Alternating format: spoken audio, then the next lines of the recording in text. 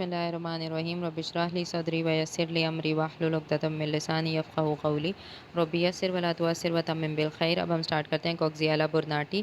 कोक्सियाला बुरनाटी जो है वो क्यू फ़ीवर कॉज़ करता है। क्यू का मतलब क्या है? क्वेरी है, यानी कि इस डिज़ीज़ का अकर होना एक क्वेश्चन मार्क किया कि अभी तक नहीं पता कि इसका कॉज़ क्या है, मतलब ये अननोन सी डिज़ीज़ है। इंपॉर्टेंट प्रॉपर्टीज़ क्या हैं? कोक्सियाला बुरनाटी स्पोर लाइक स्टेज होती है और हमें पता है कि स्पोर्स बैक्टीरिया क्यों बनाता है? अपने आप को प्रोटेक्ट करने के लिए। तो इसका मतलब है कि हाईली रेजिस्टेंट होता है, यानी कि ड्राइंग से इसको कोई इफेक्ट नहीं पड़ेगा। और उसके अलावा ये बहुत ज़्यादा जो सीवियर इन्वायरमेंट्स होते हैं उनमें भी सर्वाइव कर सकता है और इन्फेक्शन कॉज कर सकता है। इसका ID50 बहुत लो होता है और ID50 मैंने बताया था क्या होता है, यानी कि ID50 जितना लो होता है इसका मतलब है ऑर्गेनिज़्म उतना वायरेंट है। तो इसका मतलब ये है कि अप्रॉक्सीमेटली सिर्फ एक ऑर्गेनिज़्म है। देखो ये कितना ID50 लो है कि सिर्फ एक ऑर्गेनिज़्म ही काफ़ी है डिज़ीज़ कॉज करने के लिए। उसके बाद आपने एक बात याद रखनी है, कोक्सियाला बुरनाटी के 2 फेजेज़ होते हैं और इन 2 फेजेज़ का डिफरेंस क्या होता है कि इनकी एंटीजेनिसिटी डिफरेंट होती है, ठीक है? और उनकी वायरुलेंस डिफरेंट है।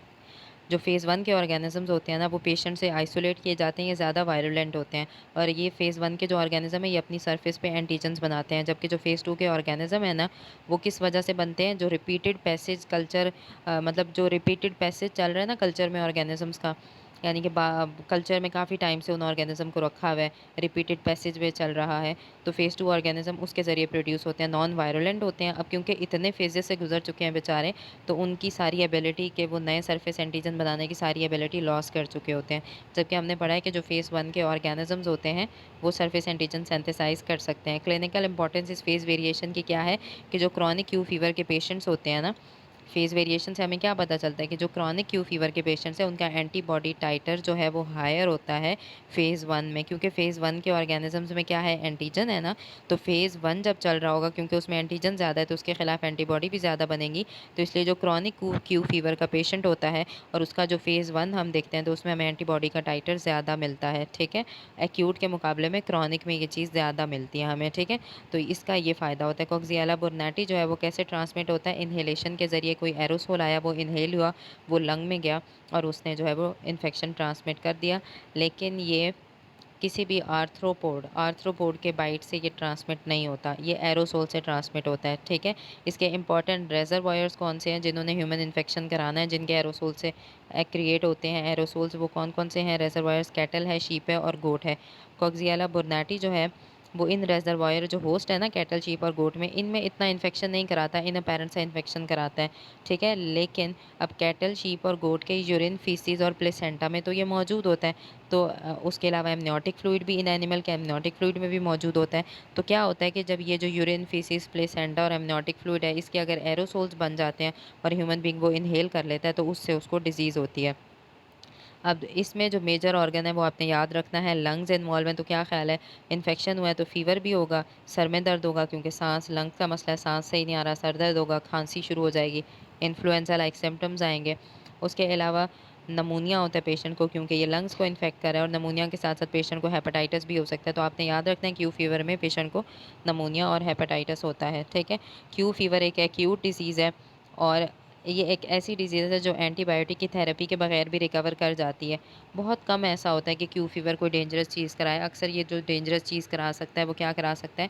अगर करा भी दे, खुदा ना खास्ता इम्यूनो कॉम्प्रोमाइज़ में ही करा सकता है, तो एंडोकार्डाइटिस होती है पेशेंट्स को अगर ये सीवियर हो तो। उसके बाद ये जो डिज़ीज़ है कुछ ऑक्यूपेशंस में कॉमन होती है। जो लोग लाइव स्टॉक से, यानी कि जो लोग ज़्यादा लाइव स्टॉक वगैरह से एक्सपोज़ हो रहे होते हैं, उनमें ये ज़्यादा होती है। शेफ़र्ड्स वगैरह, जो लोग स्लॉटर हाउस में काम कर रहे होते हैं, फार्म वर्कर्स में ये चीज़ ज़्यादा होती है। काऊ मिल्क अगर ले लेते हैं, तो काऊ मिल्क यानी कि जो पास्चराइज़ेशन नहीं हुई थी काऊ मिल्क की, तो अनपास्चराइज़्ड काऊ मिल्क लेने से भी ये डिज़ीज़ हो सकती है। तो पास्चराइज़ेशन जो है वो ऑर्गेनिज़्म को किल करती है, इसलिए पास्चराइज़ेशन करानी चाहिए। सीरोलॉजिकल टेस्ट होते हैं, अगेन हम इन सारी रिकेट्सिया में पढ़ रहे हैं कि ऑब्लिगेट इंट्रासेलुलर होते हैं, तो इसलिए हम इनमें सीरोलॉजिकल टेस्ट कराते हैं, उसका ज़्यादा फ़ायदा है। तो इन सारी रिकेट्सियल डिजीज़ में हमने याद रखना है serological test, serological test, serological test, right? Serological test जैसे इनडायरेक्ट इम्यूनोफ्लोरेसेंस ऐसे परफॉर्म किया जाता है और उसके ज़रिए हमें पता चल जाता है कि अंदर एंटीबॉडीज़ हैं या नहीं। कोक्सियाला बुरनैटी जो है सेल कल्चर या एम्ब्रियोनेटेड एग्स में अगेन ग्रो कर सकता है, जैसे हमने रिकेट्सिया की बात की थी, लेकिन यह एक हैज़ार्डस प्रोसीजर होता है। ट्रीटमेंट क्या है? डॉक्सीसाइक्लिन है। अब ऐसे पेशेंट जिनके अंदर क्यू फीवर का रिस्क ज़्यादा होता है, जिन भी लोगों में, तो उनमें हम क्या दे देते हैं, उन पेशेंट्स को हम ऐसे लोगों को हम वैक्सीन दे देते हैं और उस वैक्सीन में किल्ड ऑर्गेनिज़्म होता है, ठीक है? उसके अलावा मिल्क की पास्चराइज़ेशन जो है वो कॉक्सिएला बुर्नाटी को किल कर देती है।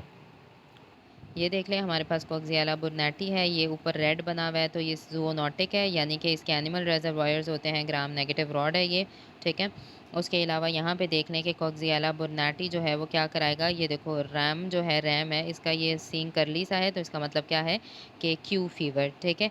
और उसके अलावा जो है वो रेड बार्न आपको नज़र आ रहा है, तो रेड बार्न shows it is gram negative. उसके अलावा ये देखो प्रिस्टीन वाइट है, इसका मतलब क्या है कि कॉक्सिएला बुर्नाटी कोई भी रैश नहीं कराएगा, ठीक है। तो वाइट से आपने याद रखना है। और करली क्यू से बने हुए हैं, इसका मतलब है क्यू फीवर है। अब देखो ताला लगा हुआ है, यानी कि रैम बाहर नहीं जा सकता, तो इसका मतलब क्या है कि ऑब्लिगेट इंट्रासेलुलर ऑर्गेनिज्म है। अब ये देखो नीचे वॉलनट और एनिमल ड्रॉपिंग्स पड़ी हुई हैं, इसका मतलब है कि इसकी ट्रांसमिशन स्पोर लाइक स्ट्रक्चर जो कि एनिमल ड्रॉपिंग्स वगैरह में होता है, उससे इसकी ट्रांसमिशन होती है। अब देखो हर जगह डस्ट पड़ी हुई है, इसका मतलब क्या है कि ये ह्यूमन बींग्स के अंदर किसके ज़रिए आता है, हर जगह देखो डस्ट डस्ट सी नज़र आ रही है, तो इसका मतलब है एरोसोल ट्रांसमिशन करता है। और उसके अलावा जो है वो हमने पढ़ा था ना कि प्लेसेंटा की एक्सट्रैक्शंस, प्लेसेंटल एक्सक्रीशंस वगैरह में ये होता है और उधर से एरोसोल निकलता है।